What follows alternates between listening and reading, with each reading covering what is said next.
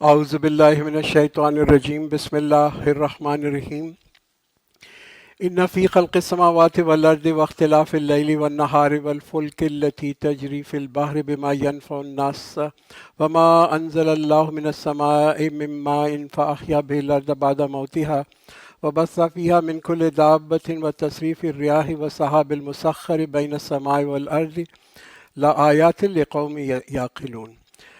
وہ ایک خوبصورت آیت ہے۔ یہ جو اس کی جو سورہ بقرہ کی آیت 164 ہے، Surely in the creation of the heavens and the earth, in the succession of night and day, and the ships which sail upon the sea for profit of mankind, and the water sent down from the sky, then gives life with it to the earth after its death, and the spreading of beasts and the changing of winds, and the clouds subservient between the heavens and the earth, there are signs for a people who understand۔ تو یہ قرآن کا ایک بڑا دعوت کا style ہے، اپنا invite کرنے کا کہ بھئی دیکھو اپنی صلاحیت کو استعمال کرو، یہ جو تمہارے اندر ریزننگ ایبلٹی اللہ تعالیٰ نے دی ہے، غور کرو اس کائنات کے اوپر کہ کیا قدرت ہے اللہ کی، کیا عجائب ہے یہاں کے، کیا ونڈرز ہیں۔ وہ جو جتنی چیزیں یہ سب they speak of a conscious and a creative power, یہ سب چیزوں کو دیکھنے کے لیے پتہ چلتا ہے کوئی تخلیق ہے اس کائنات کی۔ یہ فلسفی ہے، یہ فلسفہ ہے قرآن کا کہ انسان کو جگانا، اس کو ریمائنڈر بھی کہتے ہیں نا قرآن کو، جیسے ریمائنڈر انسان کو جگانا کہ ایک اسٹرائک اے کارڈ، کچھ ایسی چیز بات کرو کہ نعمت کے بارے میں بتاؤ کہ دیکھو اللہ تعالیٰ کے غور کرو اس تخلیق کے اوپر کہ ان فی خلق السماوات والارض، کہ دیکھو اللہ کے نے جو تخلیق کیا اس کائنات کے اندر، دنیا اور کائنات کے اندر، اس کے بارے میں سوچو۔ پھر یہ ہوائیں، یہ بادل، یہ بارش، یہ کیسے مردہ زمین کو اللہ تعالیٰ ہر سال جان بھی دے دیتا ہے۔ کبھی کبھی انسان یہ چیزیں بھول جاتا ہے، بھی فورگیٹ دیم، اور کیوں؟ اس لیے کہ بڑی عام سی چیزیں، جو بھی چیز میں نے آپ کو جو اس آیت کے اندر آئی ہے وہ ایک عام چیز ہے، تو قرآن ہماری یاد دہانی کراتا ہے، اور جب ہمیں اس کا احساس ہوتا ہے تو پھر ہم پہچانتے ہیں، پھر ہم شکر گزار ہوتے ہیں، اپنے خالق کے شکر گزار ہوتے ہیں۔ تو مسلمان جب یہ نشانیاں دیکھتا ہے تو یہ نشانیاں دیکھ کے وہ اللہ کے قریب آ جاتا ہے، تو اس کا جو وہ سجدہ کرتا ہے اللہ کو is more out of awe and fear, وہ غلامی کی وجہ سے نہیں کرتا، وہ کوئی اتنی محبت کی وجہ سے کرتا ہے۔ آپ کبھی جا کے اپنے گارڈن کے اندر یا باغ کے اندر دیکھیں، کسی پھول کو دیکھیں اور سوچیں اتنا خوبصورت پھول کس نے بنایا، یا ہمارے رب نے بنایا۔ یہی جو ہے نا معرفت آف اللہ ہے کہ ہر چیز دیکھنے کے بعد چاند کو دیکھیں، ستاروں کو دیکھیں، اللہ یاد آ جائے۔ یہ کہتے ہیں نا کہ دس از ریممبرنس آف اللہ۔ تو قرآن کہتے ہیں کہ this is there are signs for people who comprehend, کہ یہ جو ہے نا اس کے اندر نشانیاں ہیں عقل مند لوگوں کے لیے، جو اپنی عقل استعمال کریں گے، نشانیوں کو دیکھیں گے، وہ اس سے فائدہ اٹھا سکیں گے اور اس پہ غور کریں گے۔ اور جو اس کو نہیں دیکھیں گے، یعنی کہ جو دنیا ہی کے اندر ایک کانسٹنٹلی مشغول رہیں گے، تو کسی بھی جگہ کی وہ بیٹھے ہوئے ہوں، وہ اپنا رب کی طرف ایک ان کی ریلیشن شپ نہیں بنے گی۔ آپ سوچیں کبھی آپ ایک دفعہ ہم ایک سمندر پہ ساحل پہ گئے، بڑا خوبصورت دن، اتنا اچھا موسم، شام کو وہ سورج غروب ہو رہا اور اس کی جو روشنی اور بادل اور پانی اور اتنا خوبصورت ہے۔ اب ایک صاحب بیٹھے ہوئے بیچ کے اوپر، وہ اینگری برڈ کھیل رہے ہیں اپنے موبائل فون کے اوپر، and he is knocking the buildings down with angry bird. اب کیا فائدہ ہوا؟ ریئلی جس کو کہتے ہیں نا، یہ آپ نیچر سے بالکل جس کہتے ہیں نا ڈسکنیکٹ ہو جاتے ہیں، there is nothing inspiring about that. تو ہوتا ہے لوگ سنتے ہیں مگر وہ اس کے بارے میں سوچتے نہیں ہیں۔ یہی قرآن یہاں پہ بتاتا ہے۔ وَمِنَ النَّاسِ مَن يَتَّخِذُ مِن دُونِ اللَّهِ أَندَادًا، and there are some people who take for themselves objects of worship besides Allah, whom they love as they should love Allah, and those who have faith are stronger in their love for Allah. If only the unjust see when they see the suffering, that to Allah belongs all the power, and Allah is severe in punishment. تو یہ محبت کی بات ہو رہی ہے یہاں پہ، کہ ایشو جو ہے نا وہ محبت کی ہے، کہ آپ کہتے ہیں نا whom they love as they should love, کہ اللہ کی جو تخلیق ہے اس سے زیادہ محبت کرتے ہیں، خالق سے زیادہ محبت اس سے کرنے لگتے ہیں۔ وہ خالق کو تو بھول جاتے ہیں، اس کی جو مخلوق ہے اس سے محبت شروع کر دیتے ہیں۔ تو بات یہ قرآن یہی ہمیں بتاتا ہے کہ دیکھو محبت کرنا کوئی بری چیز نہیں ہے، محبت از اے گریٹ ایموشن جو ہمارے اندر بھی ہے، مگر ہماری محبتیں جو ہیں نا دنیا کی چیزوں کی، وہ مقابلہ نہ کریں اللہ کی محبت کے اندر۔ اور ٹیسٹ کیا ہے اس کا؟ ٹیسٹ کیا ہے؟ ٹیسٹ یہی ہے کہ اگر ہم دنیا کی چیزوں کی محبت کی وجہ سے اللہ کے احکامات کو توڑتے ہیں، تو پھر یہ جو دنیا کی چیزیں ان کا رتبہ جو ہے اللہ سے بھی زیادہ بڑھ جاتا ہے۔ قرآن کہتے ہیں دوز ہو بلیو ان اللہ، کہ جو اللہ پہ ایمان لاتے ہیں ان کا تو ایمان جو ہوتا ہے وہ تو سب سے زیادہ پکا ہوتا ہے اللہ کی محبت کے لیے۔ سب سے زیادہ محبت جو ہوتی ہے وہ اللہ کا کوئی حکم جان بوجھ کے توڑتے نہیں ہیں۔ when those who are followed will disown the followers, and they will cite the punishment while all their means of recourse will be cut off. And the followers will say, had there been another chance for us, we would disown them as they disown us. Thus shall Allah show them their deeds as regret for themselves, and they shall not leave the fire. تو یہ نجات کی امید جو ہے نا وہ ہمیں اپنے اعمال کے اوپر رکھنی چاہیے، کسی اور کے اوپر نہیں رکھنی چاہیے. یہ قیامت کے دن جو ہوگا نا، جس سے بھی ہم نے دنیا میں محبت کی ہے وہ سب لوگ غائب ہو جائیں گے. وہاں کوئی بڈیز نہیں ہوگا، کوئی بیوی نہیں ہوگی، کوئی بچے نہیں ہوں گے.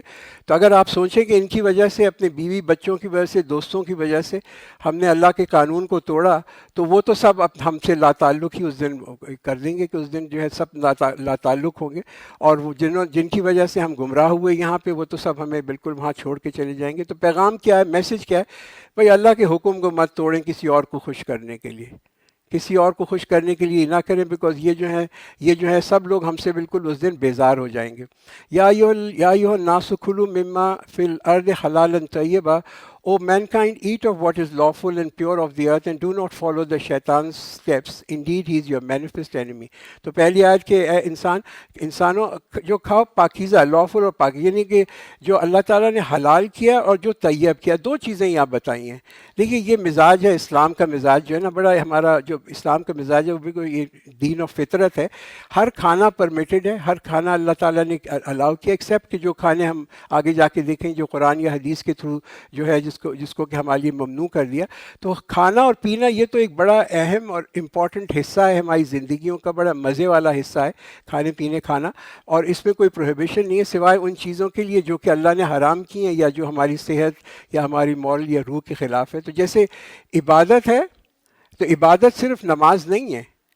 عبادت ہم سمجھتے ہیں روزہ حج اور نماز، مگر ایون کھانا جو ہے وہ بھی عبادت ہے. اور اس عبادت کے لیے بھی اللہ تعالیٰ نے ہمیں ہدایت دی ہے کہ کیا کھا سکتے ہو، کیا نہیں کھا سکتے. تو کیا کہا کہ بھائی حلال و طیب جو ہے تم کھاؤ. ہو سکتا ہے کچھ چیزیں ہمارے لیے حلال ہوں مگر طیب نہیں ہوں تو نہ کھائیں. اس لیے کسی کو اگر شوگر ہے تو پھر وہ میٹھی چیزیں نہ کھائیں، حالانکہ چینی حلال ہے مگر طیب نہیں ہے، ان لوگوں کے لیے ہولسم نہیں ہے. تو ہولسم ہونا چاہیے. تو یہ جو بہت ایمفیسس زور کے اوپر ہے، کیوں ہے؟ اس لیے کہ دیکھیے جو ہم کھاتے ہیں نا اس کا اثر ہماری ذہن کے اوپر بھی ہوتا ہے، ہماری روح کے اوپر بھی اس کا اثر ہوتا ہے، ہماری روح کی صحت جو ہوتی ہے اس کے اوپر بھی اثر ہوتا ہے. اس لیے کھانا بڑا امپورٹنٹ ہے. اور پھر یہ کہا کہ do not follow the footstep of شیطان کے قدموں پہ مت چلنا. اور وہ جو ہے سب سے بڑا، جو دیکھیے نا شیطان نے پہلا جو گناہ کرایا تھا نا انسان سے، حضرت آدم سے، وہ کھانے کے اوپر ہی تھا کہ جاؤ اس جگہ جو فوربیڈن ٹری تھا، کہ جو اللہ تعالیٰ نے منع کیا تھا کھانے کا حضرت آدم کو، وہ جا کے کھاؤ، یہ جو پروہیبیٹڈ فروٹ تھا اس کے اوپر. تو پہلا جو تھا، تو اس لیے کھانے میں انسان کو ذرا خیال رکھنا چاہیے. انما یامرکم بالسوء والفحشاء, and he prompts you to evil and indecent act, and that you attribute to Allah that what you do not know. تو یہ شیطان جو ہے وہ تو انسان کو ان دونوں چیزوں کے اوپر لے کے آتا ہے. جو دو ورڈ یہاں پہ یوز کیے نا، انما یامرکم بالسوء والفحشاء، یہ برائی، جو ایک برائی اور ایک بے حیائی، یہ دو چیزیں. سو جو ہوتی ہے نا، سو کیا چیز ہوتی ہے عربی کے اندر؟ سو ان چیزوں کو کہتے ہیں کہ جس میں اگر انسان انڈلج کرے تو وہ دکھی ہو جائے، یعنی کہ اس میں غمگین ہو جائے، افیکٹ. ہم دیکھتے ہیں کہ جیسے کہ شراب ہے یا منشیات ہیں وغیرہ، وہ جب لوگ کھاتے ہیں تو اس سے ان کو ایک ہینگ اوور ہوتا ہے، ایک ڈپریشن ہو جاتا ہے. تو وہ جو ہے اس سے یہ جو جسمانی النس ہے نا، یہ چیز یہ پھر انسان کی روح کو بھی جو ہے نا اس کا سکون کو ختم کر دیتی ہیں، اور انسان جو ہے پھر غمگین ہو جاتا ہے. تو یہی چیز ہے کہ شیطان جو ہے وہ تو انسان کے اندر ایک خواہش ڈالتا ہے، صرف خواہش ڈالتا ہے، کھلا نہیں سکتا ہمیں. وہ خواہش ڈالتا ہے کہ ہم جو حرام چیزیں وہ جا کے کھائیں. وہ اکساتا ہے لوگوں کو کہ بھائی ان چیزوں کے اندر جو تم ملوث ہوگے تو تمہیں مزہ آئے گا، جو گناہ کی چیزیں یا بے شرمی کی چیزیں، جو obscene چیزیں. تو یہ طریقہ ہے شیطان کا، خواہش صرف ڈالنے کا، مگر اس کا ایکٹ جو ہے، عمل تو انسان خود ہی کرتا ہے. And when they are told follow what Allah has sent down, they say we shall rather follow what we have found our fathers following.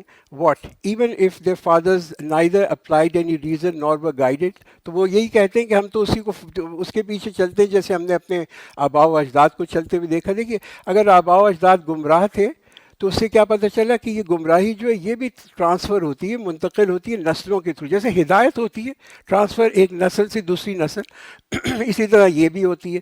کہ تو اب آپ لوگوں کو کبھی کبھی جا کے کہیں نا کچھ کھانے کی چیزوں کے بارے میں اور چیزوں کے بارے میں، کہتے ہیں ہمارے خاندان میں تو ایسا ہی ہوتا چلا آ رہا ہے، ہم تو ان کو فالو کر رہے ہیں. مگر آباء و اجداد جو تھے غلط تھے، تو وی نیڈ ٹو کریکٹ. ان کو اندھوں سے کی طرح فالو کرنے، ان کی تائید کرنا یہ ضروری تو نہیں ہے. بہت ساری چیزیں ایسی ہوتی ہیں. ہم تو میں اپنے خاندان میں دیکھا کرتا تھا شروع کے اندر سم ٹائم بیک کہ ہمارے ہاں جو تھیں بڑی نیازیں ہوا کرتی تھیں. ہمارے خاندان کے اندر یہ جو نیاز نظر کا بڑا ایک زور ہوا کرتا تھا, اور 11ویں کی نیاز, اور بی بی فاطمہ کی نیاز, اور پتہ نہیں محرم کی نیاز, اور کونڈے اور فلاں ڈھکاں.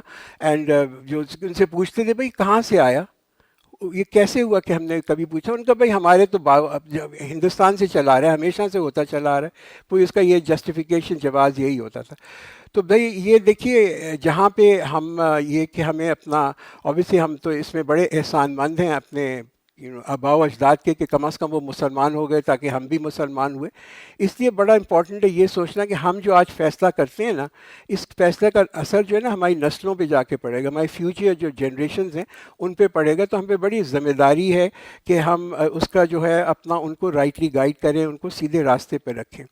And the parable of those who disbelieve is the parable of one who hears no more than a call and a cry, deaf, dumb and blind, so they do not use reason. تو قرآن یہی بتا رہا ہے کہ تم جو ایک جانور کی طرح نہ ہو جاؤ. تو جانور بھی سنتا ہے, جانور بھی دیکھتا ہے, مگر پھر بھی وہ جو ہے وہ اس کو فالو نہیں کرتا. یہ چیزوں کو اس کے بارے میں بتا رہے. بہت ساری چیزیں ایسی ہیں انسان کو, دیکھیے ہم لوگ جانوروں کی طرح اپنی خواہشوں کو فالو کرتے ہیں, جانتے ہیں کہ یہ چیزیں خراب ہیں ہمارے لیے. اب آپ سگریٹ کا افیکٹ دیکھیں, منشیات کا افیکٹ دیکھیں, سب کو پتہ ہے کہ اس کے کانسیکوینسز کیا ہوتے ہیں شراب کے اور ان چیزوں کے, مگر ان کو چھوڑتے نہیں. کیوں؟ اس لیے کہ ایک ارج ہے ان کے اندر, ایک طلب ہے اس کو, اور اس کو اوور کم نہیں کر سکتے. O you who believe, eat of the good things we have provided and thank Allah if it is Him that you worship. تو پہلے کیا بتایا کہ اے ایمان والو تم کھاؤ, یعنی اچھی چیزوں کو ضرور کھاؤ.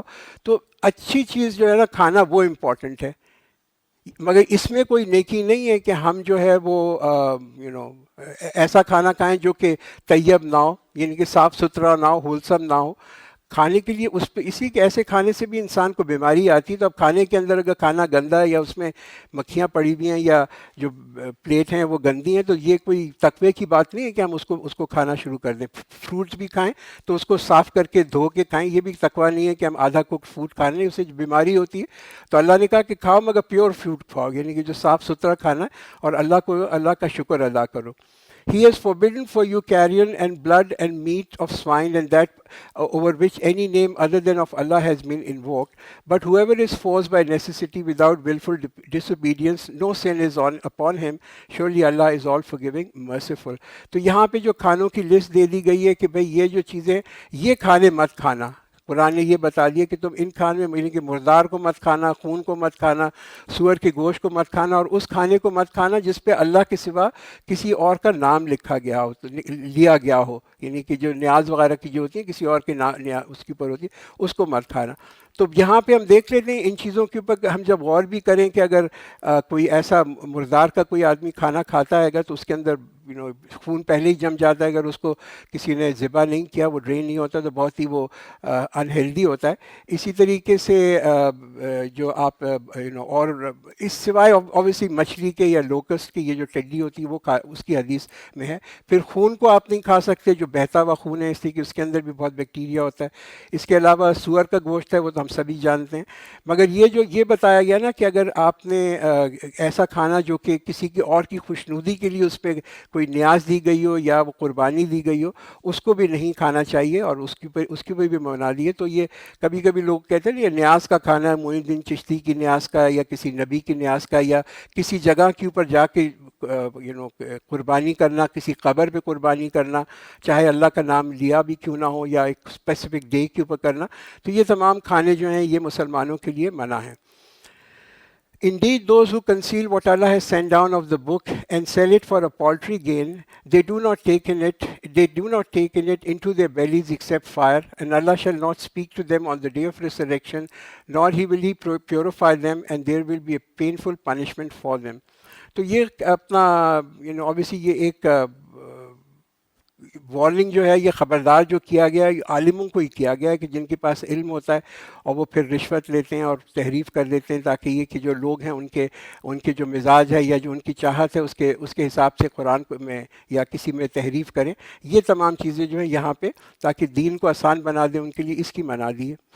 These are they who exchange error for guidance and suffering for forgiveness, yet how patient they are upon the fire. تو قرآن یہی بتاتا ہے کہ دیکھو تم یہاں تو شاید تھوڑا سا صبر کر سکتے ہو تو کر لو، اگر تم انتخاب تمہیں کرنا ہے، یا تو دنیا کی مشکلات پہ صبر کر لو، ورنہ آخرت کی جو آگے اس پہ تمہیں صبر کرنا ہی پڑے گا، اگر وہاں خدا نخواستہ کوئی چلا گیا تو صبر کے علاوہ اور کوئی چارہ ہی نہیں ہوگا. That is so because Allah has sent down the book with truth, and those who differ about the book are surely in extreme defiance. لَيْسَ الْبِرَّ أَن تُوَلُّوا وُجُوهَكُمْ قِبْلَ الْمَشْرِقِ وَالْمَغْرِبِ وَلَكِنَّ الْبِرَّ مَنْ آمَنَ بِاللَّهِ وَالْيَوْمِ الْآخِرِ وَالْمَلَائِكَةِ وَالْكِتَابِ وَالنَّبِيِّينَ. Righteousness is not that you should turn your face towards east and west, but righteousness is that to believe in Allah and the last day and the angels and the books and the prophets, and give wealth out of love of Him to the kings and the orphans and the needy and the wayfarer and those who ask, and for freeing the slave, and be steadfast in prayers and give zakat and fulfill the covenants which they make, and to be patient in adversity and affliction in the time of conflict. These are the people of truth and these are the God-fearing. یہ جو آیت 177 ہے یہ ایک اس کو آیت بر بھی کہتے ہیں، یعنی کہ نیکی کا جو کنسیپٹ ہے یہ بڑی جامع ڈیفینیشن ہے یہاں پہ کہ نیکی کیا چیز ہے. واٹ از رائچسنس، نیکی کیا ہے؟ دیکھیے یہ انسان کی فطرت کے اندر ہے کہ ہم نیک کام کریں، نو میٹر واٹ. یہ نیکی کرنا ہر انسان کی فطرت کے اندر ہے. آپ آج بھی دیکھیں کوئی بڑا حادثہ ہوتا ہے، ابھی ہمارے یہاں پہ آگ لگ گئی تھی یا زلزلہ آ گیا تھا، اس حادثے کے اندر بھی آپ دیکھیں کہ جو لوگ ہوتے ہیں ایک دوسرے کو نہیں جانتے پھر بھی جا کے وہ جو اجنبی جو ہے نا وہ اتنی رسک لیتے ہیں دوسروں کو بچانے کے لیے. اسی کہ نیکی کرنا جو ہے نا یہ انسان کے اندر پروگرام کیا گیا ہے. تو اسلام جانتا ہے کہ کتنی بڑی طاقت ہے نیکی کرنا، کتنی ضرورت ہے انسان کی، اور اسلام جو ہے نا اس کو ہارنس بھی کرتا ہے اور اس کو جو ہے اپنا اسٹرانگ ڈیزائر کو کنٹرول بھی کرنے کی وہ کرتا ہے. تو جذبہ نیکی جو ہے یہ تو سب انسانوں کے اندر ہے. جیسے میں نے آپ کو کہا کوئی بھی شخص ہو چاہے کتنا بھی وہ کرپٹ کیوں نہ ہو، بدعنوان کیوں نہ ہو، اس کے اندر بھی ایک ایکٹ آف نیکی کرنا بڑا ضروری ہے. ہٹلر جو تھا مطلب اتنا بد آدمی تھا مگر وہ بھی اس کے اندر بھی نیکی کا ایسا جذبہ تھا، بچوں کا بہت خیال کیا کرتا تھا وہ بہت ہی زیادہ. تو یہ جو نیکی ہے نا یہ غذا ہے ہماری روح کی. ہماری روح ڈیمانڈ کرتی ہے ہم سے کہ ہم نیکی کریں. اس معاشرے کے اندر اگر آپ دیکھیں لوگ جو ہوں گے کچھ ایسے لوگ جو چور ہوتے ہیں یا بریگینڈز ہوتے ہیں، قاتل ہوتے ہیں، جیب کترے ہوتے ہیں، عورتیں ایسی ہوتی ہیں، ان کے اندر بھی ایک نیکی کے اندر ان کے اندر جذبہ ہوتا ہے. وہ مزار پہ جائیں گے، وہاں پہ لوگوں کی مدد کریں گے، دمال کریں گے، قبر پہ بیٹھیں گے، قوالی کریں گے، اگر بتیاں جلائیں گے، چادریں ڈالیں گے قبروں پہ. یہ ان کا وہ سمجھتے ہیں کہ ہم جو برا کام کر کے آ رہے ہیں یہ نیکی کا کام ہم نے کر لیا. یہ ایک چیز ہے. اچھا پھر ہمارے ہاں جو سیکولر لوگ ہیں، ایجوکیٹڈ جو آپ کلاس جس کو ہم کہتے ہیں نا، جو ایجوکیٹڈ کلاس ہے، پڑھی لکھی کلاس جو پروفیشنلز ہیں، ڈاکٹرز ہیں، انجینئرز ہیں، ان کے یہاں بھی نیکی کا کنسیپٹ بہت اسٹرانگ ہے. But we have to be good human beings. وہ کہیں گے ہم نہ جھوٹ بولیں گے، نہ دھوکہ دیں گے، ہم کسی کو تکلیف نہیں کریں گے، ہم بہت we will be kind and nice. مگر religion is a private matter. دین کے بارے میں ہم سے بات نہیں کرو. اس لیے وہ جو کام بھی کریں گے وہ ان اسلامک بہت ساری چیزیں کریں گے، فیشن شو بھی کرائیں گے، ڈانس پارٹیاں بھی کرائیں گے، اور کہیں گے اس کا جو ٹکٹ آتا ہے نا وہ سارا وہ جائے گا یتیموں کو اور بیواؤں کو. تو ایک کنسیپٹ آف نیکی سب کے اندر جو ہے نا ایک کھٹا ہوا ہے، ہمیں کرنی ہے وہ نیکی بہت ضروری. تو قرآن ان سب کی نفی کرتا ہے. یہ جو سپرفلوئس طریقے ہیں نیکی کے ان کی، اور کہتا ہے کہ یہ ایک بڑا محدود کنسیپٹ ہے، یہ ایک محدود تصور ہے نیکی کا، بڑا ون ڈائمینشنل ہے، اور ایک بڑی جامع اور کمپریہنسو ملٹی ڈائمینشنل کنسیپٹ دیتا ہے نیکی کا، کہ نیکی کو تم واٹر ٹائٹ کمپارٹمنٹ میں نہیں ڈیوائڈ کر سکتے کہ ایک طرف بدی کا کام کرتے جاؤ پھر تھوڑا سا جا کے اس میں نیکی کا بھی کام کر لے کر.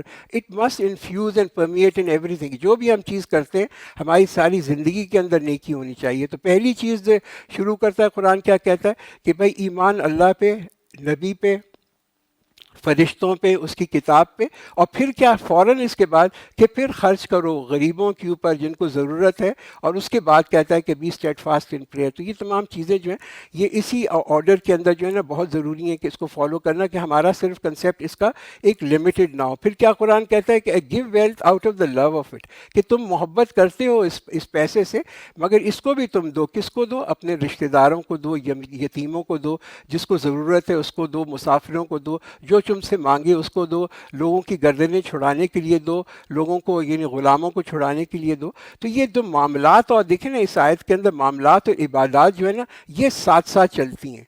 یہ نہیں ہو سکتا کہ میں عبادات میں تو بہت ہی آگے ہوں مطلب ساری نمازیں پڑھتا ہوں اور پھر تہجد بھی پڑھتا ہوں اور روزے بھی رکھتا ہوں، سب کچھ کرتا ہوں، مگر باقی جو ہے کسی کا خیال نہ کرتا ہوں۔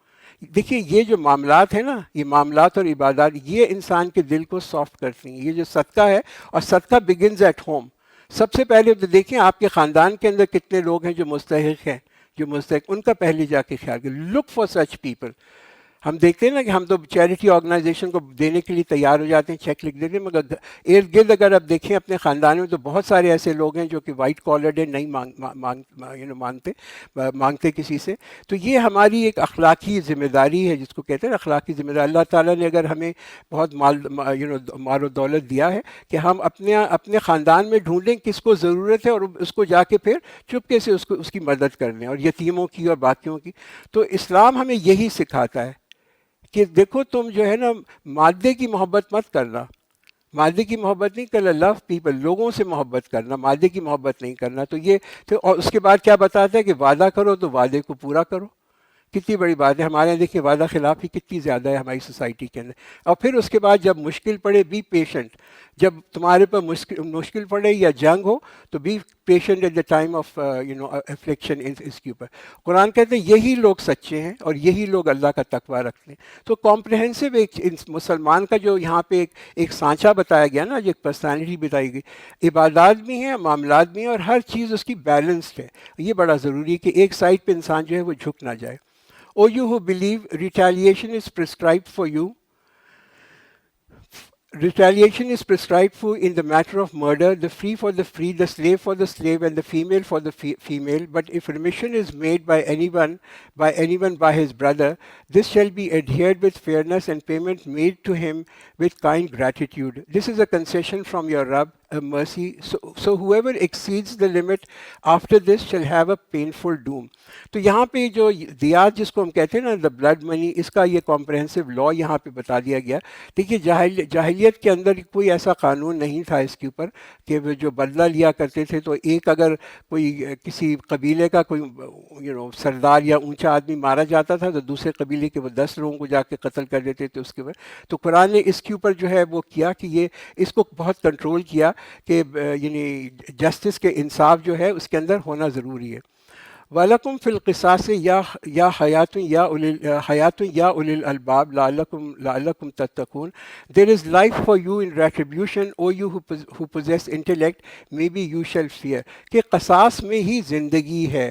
یہ بلڈ ریٹیلیشن ہے نا، اس میں قرآن کہتا ہے اسی میں زندگی ہے، سوسائٹی اور معاشرے کی حفاظت جو ہے نا وہ اسی بدلے کے اندر۔ کسی نے قتل کیا اور جان بوجھ کے قتل کیا، یہ جو ہے یہ کسی ایکسیڈنٹل ڈیتھ کی بات نہیں ہو رہی، جان بوجھ کے اگر کسی کو قتل کیا تو پھر جو ہے تم اس کی زندگی لے سکتے ہو اور اس کو یعنی کہ وہ کر سکتے ہو، اور قرآن کہتا ہے اسی میں تمہارا معاشرہ جو ہے نا وہ حفاظت کے اندر رہے گا۔ ہم نے الٹا سسٹم کر لیا۔ آپ دیکھیں کہ آج کل جو قاتل ہیں وہ کیسا اپنا وہ کرتے ہیں کہ جی ہمیں تو سائیکولوجیکل پرابلم تھی، اور پھر ان کو کریکشن سینٹر میں رکھتے ہیں، اور پھر ان کو کتابیں لکھتے ہیں، اور پھر ان کو رائلٹی ملتی ہے، اور پھر میڈیا ان کے پیچھے، اور جتنا بڑا مجرم ہوگا، جتنا بھیانک اس نے قتل کیے ہوں گے، اتنی زیادہ جو ہے اس کی پاپولیرٹی بڑھ جاتی ہے۔ جس کو قتل کیا گیا وہ بیچارے اس کی کوئی بات ہی نہیں کرتا۔ آپ دیکھ لیں ویسٹرن سوسائٹی کے اندر کتنا زیادہ یہ ہے۔ تو یہ امپورٹنٹ ہے، یہ جو قرآن کے جو کنسیپٹس ہیں اس کے اندر کی یہ، اور آپ دیکھ لیں اس کی وجہ سے اگر آپ ریٹ آف مرڈر دیکھتے ہیں سعودی عربیہ کا کمپیئر کر لیں against Sweden, against any other, مطلب سعودی عربیہ میں for I think per million جو ہے وہ پر ملین پر 100,000 آئی تھنک 119 ہے، سویڈن کے اندر 14,200 ہے۔ ہوموسائڈ آپ دیکھ لیں کتنا کم ہے، امریکہ کا دیکھ لیں تو یہ کیونکہ وہاں پہ یہ قصاص کے جو لاز ہیں وہ پرسکرائبڈ ہیں۔ prescribed for you when death approaches any of you and he leaves behind any wealth is to make the will for his parents and relatives in an honorable manner and obligation for those who fear Allah. تو یہ وصیت کا concept ہے، یہ نازل ہوا تھا اس سے پہلے کہ جو آیتیں آئیں انہیریٹنس کے اوپر، وراثت کے اوپر، وہ ہم آگے جا کے سورہ نساء میں پڑھیں گے کہ اس کے اندر جو تھا آپ ایک تہائی تک جو ہے آپ وصیت کر سکتے ہیں اپنی زندگی کے اندر۔ Whoever then alters after he heard it, the sin of it is upon those who alter it. Surely Allah is all hearing and all knowing. تو وصیت کو تبدیل کرنا obviously یہ بہت بڑا گناہ ہے، اس کے بارے میں یہ آیت ہے. But if anyone has a reason to fear partiality or sin from one who has made the will, then make correction between them. There is no harm on it. Surely Allah is forgiving and merciful. تو جو وصیت کو execute کر رہا ہے وہ اگر اس کو صحیح کر دے، اس کو پتہ ہے کہ اس کے اندر کوئی غلطی ہے، کوئی ناانصافی ہے، اس کو کر دے اور ایک بہتر سولوشن ہو، تو obviously یہ دونوں کے لیے بہتر ہوتا ہے. جس کا انتقال ہوا اس کے لیے بھی اس کا بھی احترام ضرور کرنا چاہیے. O you who believe, prescribed for you is fasting as it was prescribed for those before you, so that you may fear Allah. تو یہ ابتدائی حکم ہے. یہ اپنا کہتے ہیں کہ یہ مائگریشن مدینہ ہجرت کے بعد یہ آیت آئی تھیں کہ ایک یہ بتا دیا کہ تم روزہ رکھو، اس لیے کہ یہ تمہاری ایک پاکی ہے، ایک اسپریچول پاکی کے لیے ہے. ایک سیلف ڈسپلن جو ہوتا ہے، اس میں انسان کو احساس ہوتا ہے کہ انسان اگر بھوک میں اور پیاس کے اندر ہو تو وی کین اپریشیٹ کہ جن کو بھوک اور پیاس لگتی ہے وہ کیا فیل کرتے ہیں.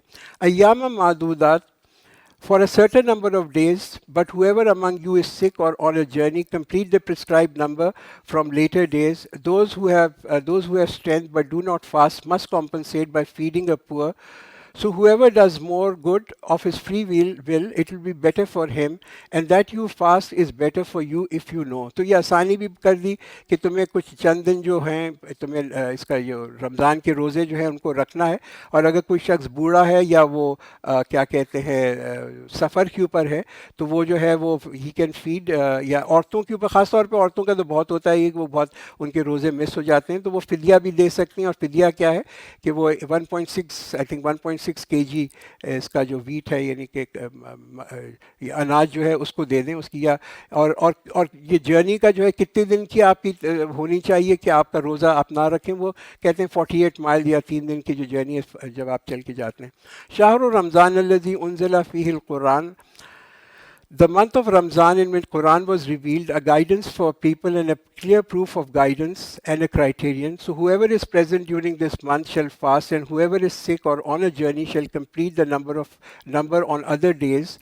Allah desires ease for you, and He does not desire any difficulty, and that you should complete the number, and that you should exalt the greatness of Allah for having guided you, and that you may be grateful. تو پہلی بات تو یہ بتائی کہ یہ رمضان کا وہ شاندار جو مہینہ ہے وہ اس وجہ سے ہے کہ اس میں قرآن کو نازل کیا گیا.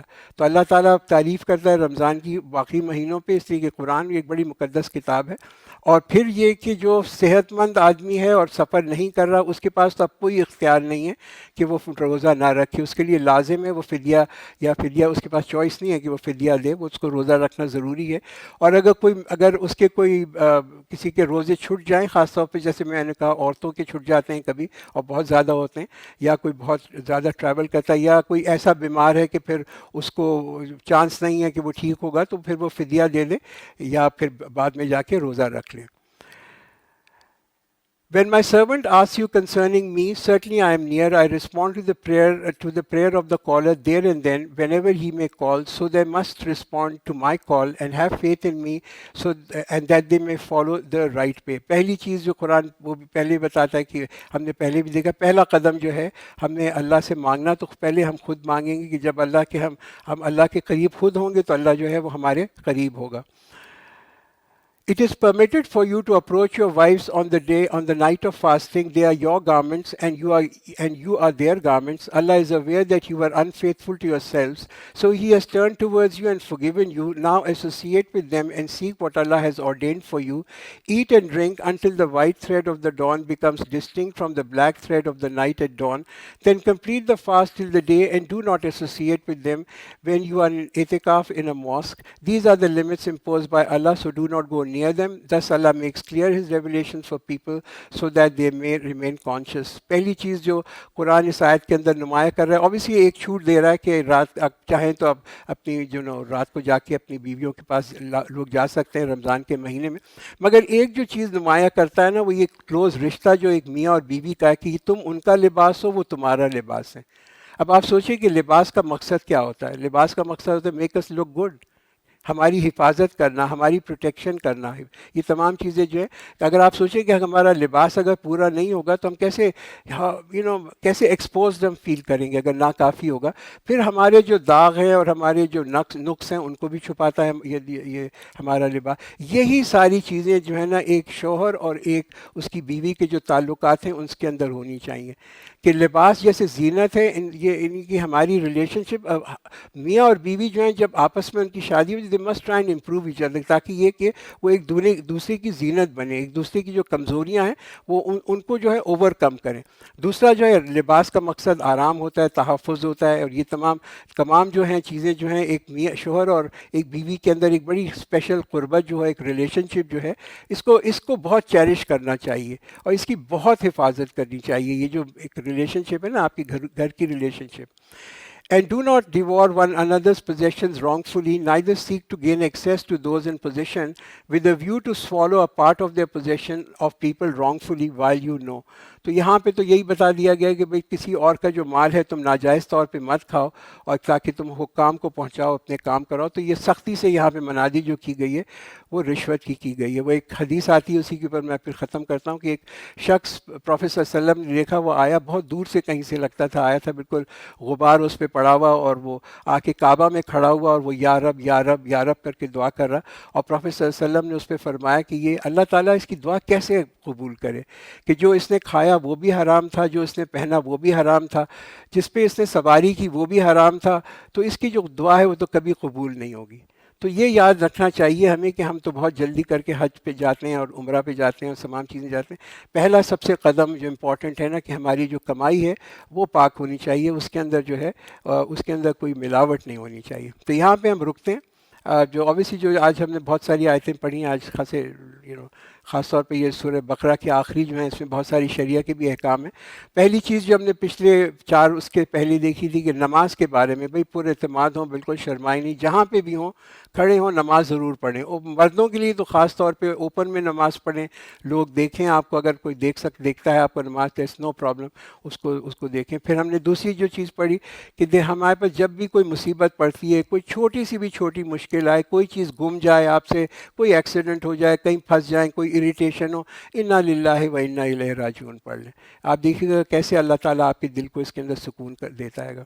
پھر ہم نے یہ دیکھا آج اس کے بعد جو ہم نے اب یہ آیتیں پڑھی کہ اللہ کی محبت، کہ ہماری ساری محبتوں کے اوپر باقی دنیا سے ٹھیک ہے ہمیں محبت ہونی چاہو نو پرابلم، مگر ٹیسٹ اس کا یہ ہے کہ اللہ کی جو محبت ہے سب سے اوپر، کہ ہم کوئی بھی ایسی چیز نہیں کریں گے کہ دنیا کی چیزوں کو لوگوں کو خوش کرنے کے لیے اللہ کو ناخوش کر دیں، اللہ کے حکم کو توڑیں. یہ مت کریں، یہ بہت ہی امپورٹنٹ چیز ہے. اس کے بعد جو ہم نے دیکھا کہ نیکی جو ہے وہ صرف عبادت کا نام نہیں ہے بلکہ معاملات کا بھی نام ہے. اس آیت بر جو ہم نے پڑھی 177، اور وہ یہی فوکس کرتی ہے کہ ہمارے جو معاملات ہیں وہ بھی ایسے ہی عمدہ ہوں جیسے ہماری عبادت ہے. جیسے ہم نماز پڑھتے ہیں ویسے ہی ہم لوگوں پہ خرچ بھی کریں اور خیال بھی کریں لوگوں کا جو اپنے قریبی رشتہ دار ہیں. آخر کے اندر جو ہم نے یہ آیت پڑھی ہے یہ رشوت کے اوپر ہے. اوبیسلی وی آل نو کہ یہ کتنی بری چیز ہے اور ہمارے معاشرے میں کتنی پھیلی ہوئی ہے. اس سے تو بہت دور رہنا چاہیے انسان کو، اس لیے کہ رشوت لے کے آپ کچھ بھی بڑے سے بڑا بھی ہم کام کر دیں، مسجد بھی بنا دیں، اسکول بھی بنا دیں، کنواں بھی کھود دیں، حج بھی کر لیں، اس کا کوئی فائدہ نہیں ہے. اس میں جو میں نے آپ کو حدیث سنائی تھی تو رشوت تو اتنی بری چیز ہے. سبارک اللہ لنا ولکم فی القرآن العظیم ونفعنا و ایاکم بالآیات و ذکر الحکیم.